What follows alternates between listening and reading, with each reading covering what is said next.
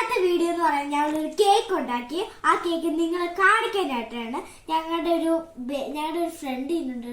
ഇന്നലെയാണ് ആ ഫ്രണ്ടിന്റെ ബർത്ത്ഡേ. ഇന്ന് ഞങ്ങളുടെ വീട്ടിൽ വന്ന് കേക്ക് മുറിക്കാനായിട്ടാണ്.